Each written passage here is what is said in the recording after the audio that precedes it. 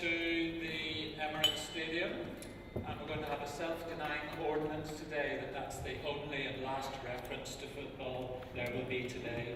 So if there's any inappropriate football stories or jokes, there will be a £1 fine which we'll collect for charity. And Michael's smiling, but he and I have a second self-denying ordinance, no train stories, because we were getting very excited by his new series, which starts on Friday and runs from Sofia in Bulgaria to Istanbul. But we have to restrain ourselves, and we thought we'd better restrain the conference today from overdoing those soft and easy topics, because we're here for our important conference. First, the practicalities, fire exits, both sides of the room. Lots of excellent staff here who will help you if there are any incidents. There are safe cloakrooms which are staffed during the day.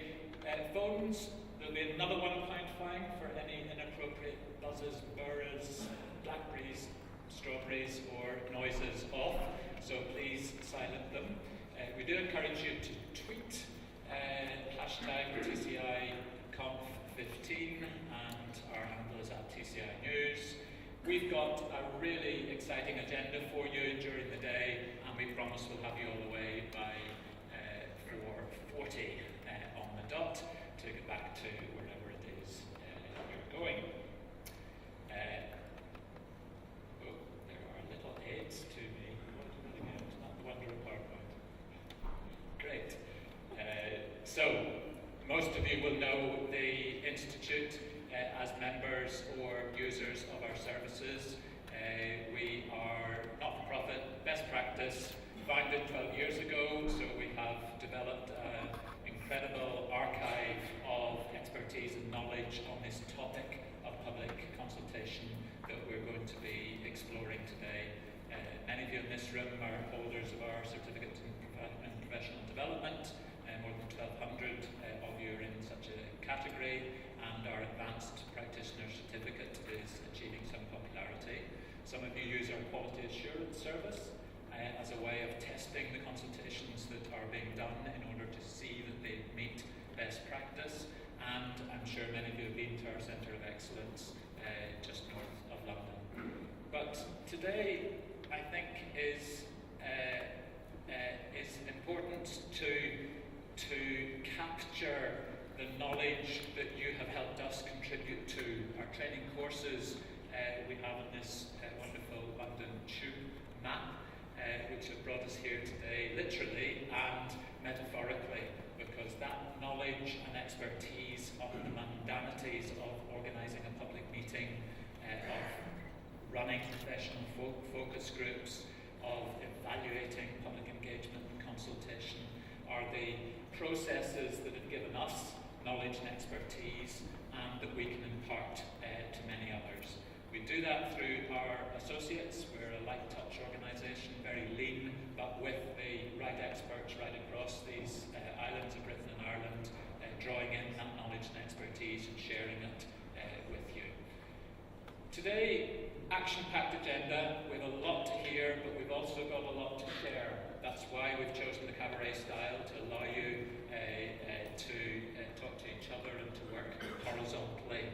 We've got keynotes, we've got wicked issues, we've got case studies, we've got breakouts in the way the conferences do in order to allow you to learn and to share. This is our third annual conference. It gives us a range of tremendous opportunities to learn, to think, to talk. You'll have seen the exhibition area where you come in for registration. We're particularly proud of our stand, at the TCI stand. We have our Aarhus check. And for those of you who haven't delved into the Aarhus Convention and its consultation requirements on many environmental aspects, you should.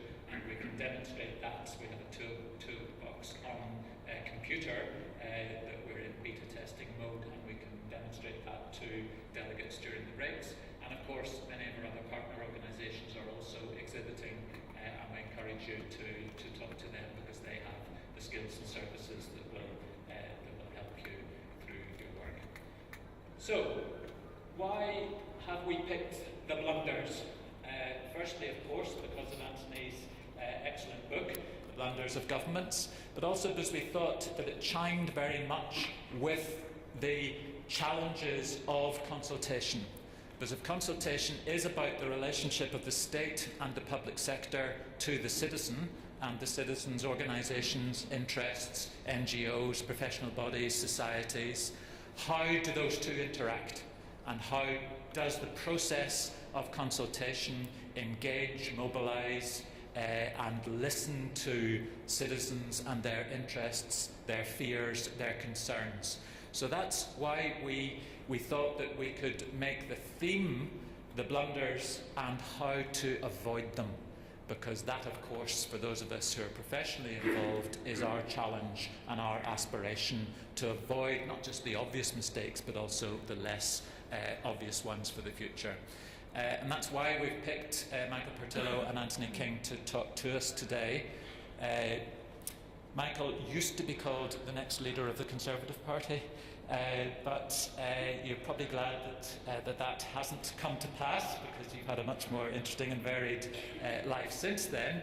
And I think that helicopter view from senior cabinet level politics will give us some real insight into the pressures, the demands, the advice in different ears, the challenge of addressing decision making when you're in the centre of that cockpit without always the time or the thought process or the evidence to go out and talk, and therefore we'll be particularly interested to hear Michael on that. And then from Anthony King, who has written the book with Ivor Crew, to give us the theoretical framework and some of the tremendous case studies that enliven that particular debate.